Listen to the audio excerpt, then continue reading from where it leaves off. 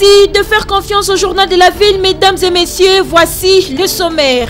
Les délégués du cadre de concertation de la société civile de la République démocratique du Congo, des provinces issues du démembrement des provinces du Katanga, au Katanga, au Lomami, Lualaba et du Tanganyika s'opposent à la loi des nationalités Noël Tchani et demandent au chef de l'État de faire respecter l'entièreté de la Constitution, seul gage de la stabilité du pays.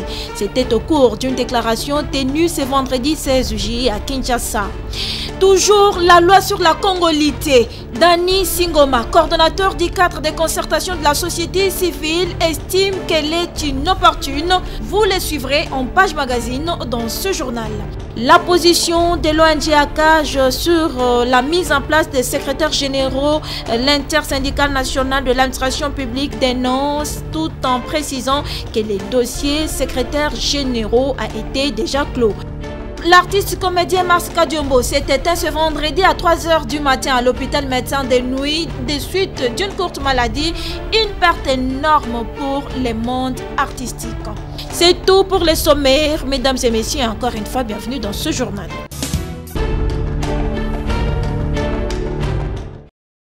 Le ministre de l'enseignement primaire, secondaire et technique, Tony Mwabakazadi, a reçu en son cabinet de travail ce jeudi 15 juillet la déléguée générale de la francophonie, point focal, Madame Nefertiti Chibanda. L'échange a tourné autour de 3 points, à savoir... Nous avons tourné autour de la coopération francophone en matière d'éducation. Comme vous le savez certainement, l'une des plus grandes missions de l'Organisation internationale de la francophonie, c'est l'éducation. Assurer que les pays membres de la communauté francophone ont une éducation de qualité et une éducation pour tous. Au jour d'aujourd'hui, l'OIF a un programme qui est en pleine mise en œuvre au niveau de la RDC. C'est le programme IFADEM, qui est un programme de formation des maîtres qui est déployé sur les 4 provinces de la République. Ce programme touche à sa fin. Nous sommes venus prendre langue avec le ministre pour voir comment est-ce que nous pouvons relancer ce programme, continuer ce programme dans les provinces dans lesquelles ils sont déjà en œuvre et voir comment nous pouvons aussi monter à l'échelle pour que ce programme puisse être aussi dans d'autres provinces de la République.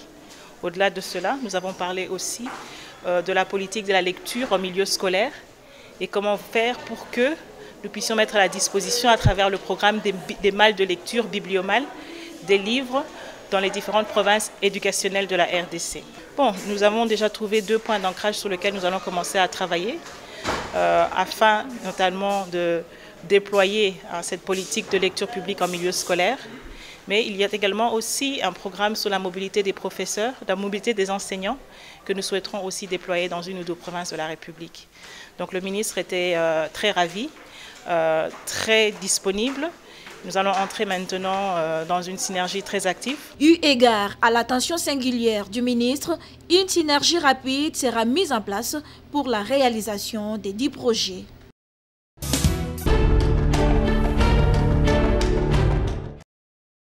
Réunis à Kinshasa à l'occasion des travaux de l'Assemblée générale extraordinaire du cadre de concertation nationale de la société civile, les délégués des cadres de concertation provinciaux de la société civile de la République démocratique du Congo des provinces issues du démembrement de la province du Haut-Katanga, à savoir les cadres de concertation du Haut-Katanga, au Lomami, Lualaba et Tanganyika, disent non à la loi Noël Tchani sur la congolité qui pour eux risque de créer les conflits. C'était au cours d'un communiqué livré à la presse ce vendredi 16 juillet à Memling Hotel. Considérant que cette loi porte atteinte aux droits de l'homme par le fait qu'elle introduit une discrimination et réduit les droits civiques de certains Congolais en violation de la Constitution, la société civile dit inopportune cette démarche loi dite Tchani, car estimant que cette question de la congolité est déjà réglée par la Constitution de la RDC et que le contexte actuel ne s'y prête pas. Prenons la communauté internationale, régionale et nationale à témoin. Dénonçons la déstabilisation des institutions provinciales dans les provinces du Tanganyika, Lualaba, du Haut-Lomami, en violation de la loi numéro 08/012 du 30 juillet 2008, la montée de la xénophobie et de l'exclusion dans l'espace de prise de décision dans plusieurs institutions publiques. Soucieux d'accompagner le chef de l'État, Félix Antoine Tshisekedi Tshilombo, dans la matérialisation de sa vision, le peuple d'abord, les délégués des cadres de concertation du Haut-Katanga. Nous disons, nous opposer à toute loi discriminatoire, dangereuse et une révision de la Constitution qui aurait pour conséquence de fragiliser l'unité nationale. Nous opposer à toute personne physique ou morale dont les agissements auraient pour conséquence des conflits ouverts. Lançons un appel à son Excellence, Monsieur le Président de la République, chef de l'État, de faire respecter en sa qualité de garant du bon fonctionnement des institutions de la République l'entièreté de la Constitution comme seul gage de la stabilité du pays.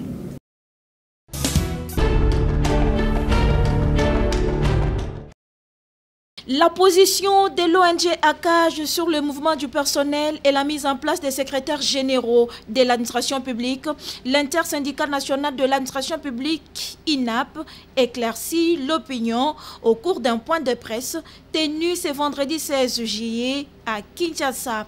Fidel Kiyangi Matangila est président de l'intersyndical national de l'administration publique, INAP.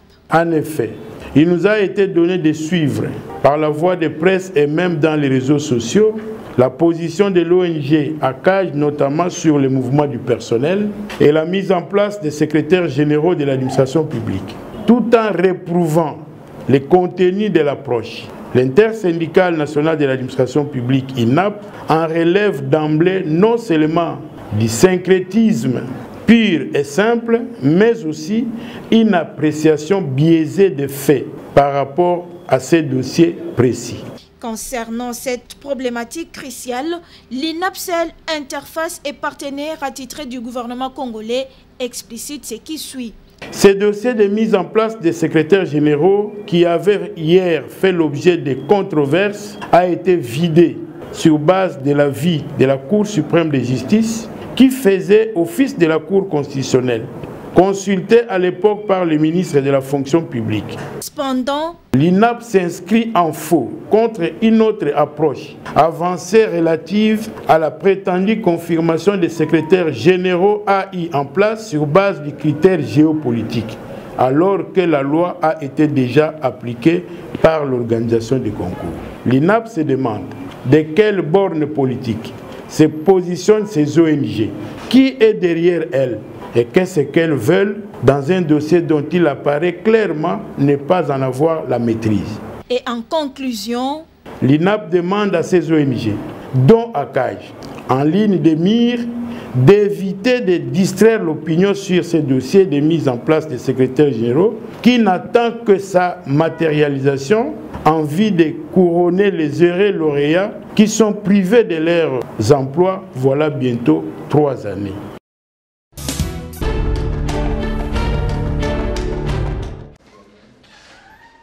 Signature ce jeudi 15 juillet 2021 par le ministre des Postes, Télécommunications et Nouvelles Technologies de l'Information et Télécommunications, PT-NTIC, des deux arrêtés, à savoir l'un pour la mise en circulation du code postal de la République démocratique du Congo et l'autre pour la mise en circulation du timbre postal héros national Patrice Emery Lumumba, le tout premier ministre de la RDC. Une phase décisive du système national d'adressage postal. Une histoire de la culture de la RDC qui s'ouvre à ce jour. Le timbre postal est l'un des instruments de la souveraineté de l'État congolais et présente de nombreux avantages dont l'objet d'art, le vecteur de l'empreinte, de l'expression du cœur humain et de la trace de sa vie, a tenu à préciser le directeur général de la Société congolaise des postes et télécommunications, Didier Moussete. Le timbre-poste est l'un des instruments de la souveraineté de l'État et il présente de nombreux avantages, dont notamment 1. L'objet d'art et vecteur de l'empreinte de l'expression du cœur humain et de la trace de sa vie. 2. Témoin de l'histoire et des civilisations. L'histoire postale, se consacrant à l'histoire mondiale, le timbre-poste est le témoin inégalé depuis sa création en 1840 de l'histoire. Une grande fierté pour le ministre des Postes, Télécommunications et Nouvelles Technologies de l'Information et de la Communication, Augustin Kibasa Maliba, de recevoir cette première édition du Code postal de la République démocratique du Congo. C'est dans la vision du chef de l'État, Félix Antoine Tshisekedi Tshilombo, le peuple d'abord, que ce code postal, longtemps cherché par les Congolais, est aujourd'hui disponible, a-t-il souligné. Après la cérémonie de signature de ces deux arrêtés par le ministre du PT Antique qui les a remis au directeur général de l'OCPT, est venu le moment du dévoilement du timbre postal héros national Emery Patrice Lumumba et du code postal de la RDC à la grande satisfaction de tous. Ici, les explications sur les deux importants outils ont été fournies au ministre. Et un annuaire postal où est codifiée toute la RDC, des villes jusqu'au niveau des quartiers, a été présenté au ministre par le directeur de l'OCPT. À la fin de la cérémonie, le ministre de PT Antique, Augustin Kibasa Maliba. C'était une activité très importante parce que nous nous rendons vraiment compte qu'aujourd'hui, l'équipe qui dirige la Poste est en train de prendre le taureau par les cornes. Parce que, imaginez-vous, que c'est la première fois qu'en République démocratique du Congo que nous avons un code postal. Nous sommes véritablement en train de réorganiser ce secteur et vraiment je dois une fière chandelle à l'équipe qui dirige. Oui, nous faisons de pas, mais on ne dormira jamais sous nos lauriers parce que le secteur doit bouger. C'est ce qu'attend de nous le président de la République.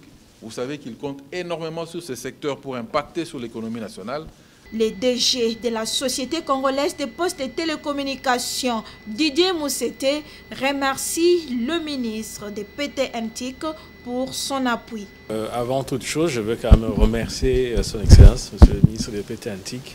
Il y a vraiment une dynamique que son Excellence apporte, parce que ce que nous faisons, si nous n'avons pas son appui, si nous n'avons pas vraiment son soutien, ça serait peine perdue.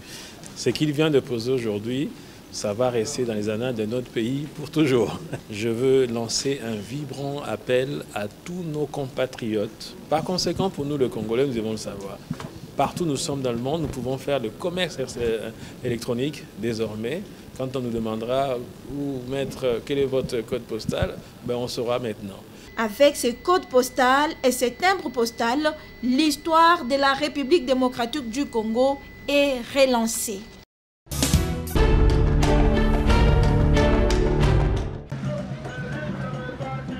Et juste après la cérémonie des signatures des arrêtés du code postal et timbre postal, le directeur général de la Société congolaise des postes et télécommunications SCPT, Didier Moussete, a invité le ministre du PT Antique, Augustin Kibasa Maliba, sur terrain pour se rendre compte du lancement des travaux de réhabilitation du réseau à fibre optique de Mwanda jusqu'à Sakanya. Nous avons invité son Excellence et il a accepté de nous accompagner sur le terrain pour constater le lancement des travaux qui concernent donc la réhabilitation de notre réseau à fibre optique de Mwanda jusqu'à Sakanya, en passant par la Bandundu-Ville, par le Kasaï et également le Katanga. 4 ans de son absence à cette entreprise, la maintenance n'a pas été faite, regrette le directeur général de la SCPT, Didier Moussete, pour ses manques à gagner. Il y a 4 ans, nous avons lancé officiellement la deuxième phase du réseau de la SCPT, Kinshasa-Sakanya. Et malheureusement, 4 ans de mon absence à l'entreprise, la maintenance n'a pas été faite. Par conséquent, lorsque nous sommes arrivés il y a 3 mois, nous avons constaté que le réseau était non opéré. Donc il y a eu un manque à gagner terrible. Nous avons visé à l'époque au moins 5 millions de dollars par mois, ce qui était visé au départ. Hein. Mais en tout cas, il y a un manque à gagner terrible. Ce qui a fait que l'entreprise a été dans une situation de non-paiement, de cessation de paiement et des agents avec des arriérés de salaire. Notre première action de notre mandat a été de réhabiliter, de stabiliser le réseau. Nous sommes passés par un long processus de passation de marché avec la DGCMP. Nous avons segmenté le réseau en 10 morceaux et des prestataires ont été donc adjudicateurs de ce marché. C'est ainsi qu'aujourd'hui les travaux sont en train de commencer. Et 3 mois seulement à son retour dans les affaires, les choses bougent déjà, rassure les DG de la SCPT.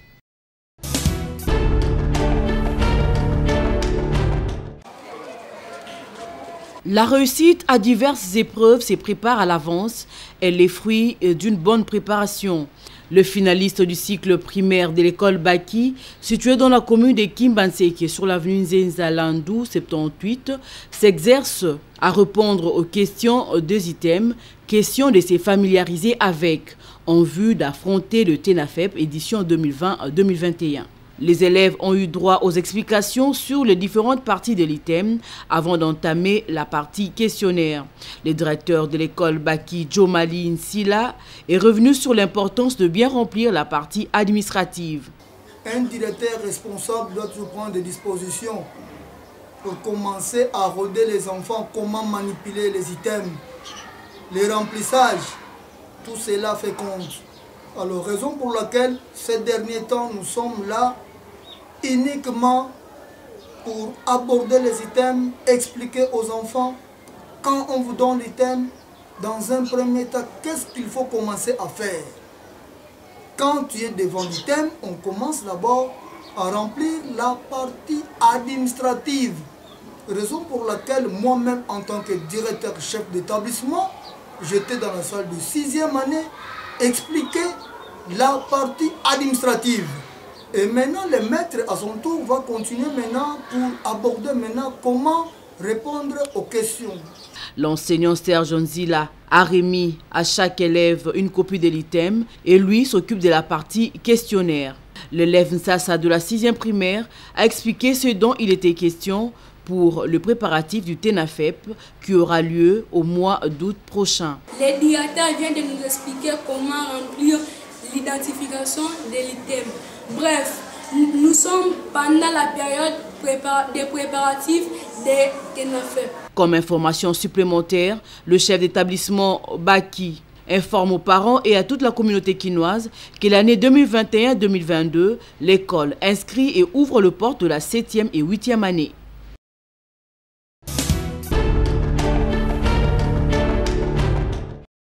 La nouvelle s'est répandue comme une traînée de poudre ce vendredi 16 juillet 2021 dans la matinée. Dans un article publié dans Scoop RDC, ce média en ligne accuse l'ancien directeur de la presse présidentielle, Abraham Lwakabonga, d'être à la base, avec ses 2 collaborateurs, des magouilles financières à la présidence de la République. J'ai géré la presse présidentielle par ordonnance du 6 mars 2019 au 5 mars 2021. Sur cette période, la caisse de la présidence nous a octroyé 11 mois de frais de fonctionnement. Je dis bien 11, sur les 24 pour lesquels nous avons presté. Pendant 13 mois, la direction de la presse présidentielle a dû trouver d'autres moyens pour pouvoir survivre. Est-ce qu'il est compris dans les frais de fonctionnement des primes? Je regarde la caméra, je dis non. C'est pour cela que je tiens encore à souligner et demander à nos frères qui sont dans la presse, vous êtes dans cette presse, d'être pointus. D'un ton calme et serein, ne se reprochant de rien, pourtant visiblement victime d'une campagne de diabolisation orchestrée par ses détracteurs et ses pourfendeurs, ce dernier replique en relevant à l'opinion une anecdote où il a remis dans le compte de la présidence le reliquat d'une grosse somme d'argent. C'était en 2019, si j'ai bonne mémoire, et nous revenions de mission de Sochi avec le chef de l'État. Et je ne sais pas si je peux dire malencontreusement ou bien si c'était une manière de nous couler. Je suis rentré et j'ai trouvé qu'on nous avait remis une somme, tenez-vous bien, de 180 millions de francs congolais.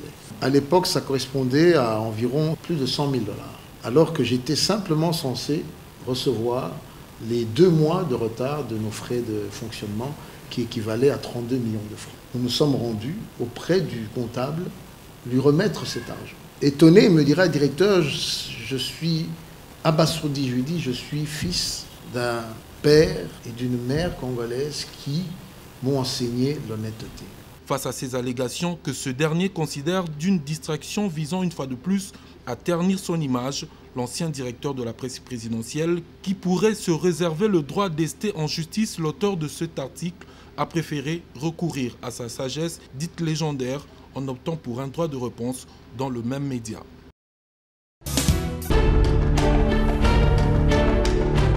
Il s'est tenu à Kinshasa, 17 au 10 juillet 2021, au centre CEPAS, l'Assemblée générale extraordinaire du cadre de concertation nationale de la société civile de la République démocratique du Congo, CCNSC, RDC. Les délégués des 26 provinces de la RDC ont pris part à cette assemblée générale qui avait pour thème réactiver et consolider le rôle de la société civile en RDC. Dans une interview nous accordée ce vendredi 16 juillet, le coordonnateur du cadre de concertation nationale de la société civile, Dani Boss Singoma, revient sur l'objectif de cette grande rencontre. C'était une assemblée extraordinaire. Son objectif principal était de doter le cadre de concertation de textes de base consensuels. Et nous sommes parvenus à avoir des statuts consensuels en amendant ce qui existait, ce qui posait problème. Et ici, vraiment, tous les acteurs sont unanimes sur ces statuts. Et ça fait qu'aujourd'hui, le cadre de concertation n'est pas en concurrence avec une autre structure. Ses missions sont claires et son rôle et sa vocation est vraiment de faire converger toutes les organisations de la société civile du pays, au niveau national, au niveau des provinces, au niveau local, afin d'avoir un espace où ils peuvent se mettre d'accord sur certains principes, où ils peuvent débattre des questions essentielles et de trouver des points communs. Des assises qui ont permis aux délégués des différentes provinces à analyser la situation actuelle du pays, explique le coordonnateur du CCNSC-RDC. Nous avons analysé le contexte du pays sur ces différents aspects sociaux, économiques, politiques, et nous avons fait des constats de certains progrès qui ont été réalisés par le gouvernement et aussi de certains reculs ou de certains problèmes qui nous inquiètent. Donc c'est sur base de cela que nous avons fait notre déclaration et nous allons les faire arriver à qui des droits en fait de comprendre ce que pensent réellement les organisations de la société civile. Donc dans cette déclaration, nous parlons du social des Congolais qui ne s'améliore pas vraiment. La desserte en eau à l'électricité continue à poser problème partout. Nous avons parlé d'autres aspects, la gratuité de l'enseignement, la lutte contre la corruption et tout, la question de l'insécurité persistante malgré l'état de siège, et tous les conflits au niveau des assemblées provinciales avec les gouvernements provinciaux et aussi la question de la CENI. Les cadres de concertation nationale de la société civile est tout à fait d'accord de la promulgation de la loi portant organisation et fonctionnement de la Commission électorale nationale indépendante par le chef de l'État, Félix Antoine Tshisekedi Tshilombo, mais seulement s'inquiète du choix des animateurs. Tout à fait d'accord du fait que la loi soit promulguée, mais inquiet parce que le choix des animateurs risque de poser un problème. Nous voulons qu'il y ait de la transparence, que les animateurs soient crédibles et que la société civile soit indépendante et libre dans le choix de ses animateurs. Et la loi sur la nationalité de Noël Tchani Mwadianvita est jugée inopportune par les cadres des concertations. À l'unanimité, les participants ou les membres, les organisations de la société civile pensent que ce n'est pas opportun de parler de cette loi pour le moment. Donc nous ne jugeons pas maintenant de ce qu'il est bon ou il est mauvais. C'est un projet de loi et les parlementaires sont appelés à délibérer en toute conscience. Mais pour nous, au niveau de la société civile, nous pensons qu'il y a des priorités plus urgentes sur lesquelles le gouvernement devait se pencher. Plusieurs autres questions des populations préoccupent les cadres de concertation qui privilégient le dialogue. Nous, notre rôle, c'est le dialogue, de provoquer et de conforter le dialogue et de réclamer le dialogue entre les institutions publiques, les partenaires techniques et financiers et la société civile. Et nous pensons que c'est dans un esprit de dialogue que nous devons faire passer les desiderata de la population. Les cadres de concertation nationale de la société civile de la RDC est un espace offert à toutes les organisations de la société civile pour faire attendre leur voix, précise Dani Singoma, le coordonnateur. Les cadres de concertation ne remplacent pas et ne se substituent pas aux organisations de la société civile qui sont qui ne peuvent pas aliéner leur liberté, mais simplement c'est un cadre qui est offert à toutes les organisations pour que dans des moments difficiles, dans des moments où la voix de la société civile doit être réellement entendue, que les cas de concertation soient une rescousse.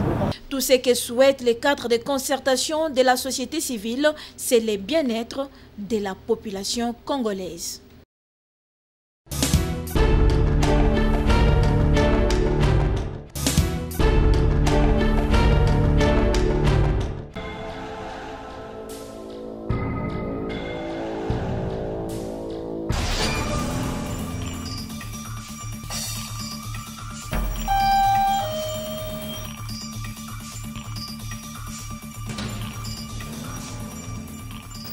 Je vais rencontrer le conservateur. Il est là. Excellence, prenez place s'il vous plaît. Ma soeur, je suis venu te voir pour un problème très délicat. Quel problème? Tu sais que bientôt, ça sera la fin de mon mandat ministériel. Ah bon?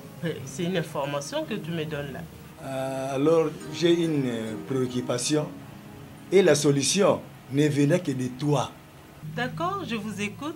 Madame, selon la règle, à la fin de chaque mandat, le ministre doit restituer le bien de l'État mis à sa disposition. Automatiquement. Ça se passe comme ça. Bientôt, les remaniements arrivent. Mais tellement que je suis habitué et attaché à une grande maison et une voiture de luxe, y compris les cortèges, hein, tout doit me revenir. Et comme à Yangaï, et tu la paix Yangaï. Vous demandez trop même les cortèges. Ouais. Madame, que faites-vous là? Depuis tout ce temps-là? Je suis ici. Du balai, vas-y. Elles ne savent pas que ces affaires sont éminemment politiques. Ça ne se traite qu'à deux. Son Excellence, vous disiez? Ma sœur, les billets verts sont là. Donc, les billets verts sont là. J'ai mis mon paquet de kémé. Tu m'aides à acquérir frauduleusement les biens de l'État en m'octroyant les certificats d'enregistrement. Ah, Excellence. Ouh, Excellence, vous êtes digne d'être Excellence. Sodiat, Mario, les meubles et les immeubles de l'État devenus propriété privée d'un ministre, c'est une infraction de la corruption à haute tension. Pourquoi sacrifier les biens de l'État au profit d'un individu? La corruption favorise la spoliation des immeubles de l'État. Chers compatriotes, luttons contre ces fléaux afin que l'État reprenne ce qui lui appartient. Ceci est un message du RECIC, réseau d'éducation civique au Congo, avec l'appui de 11-11-11.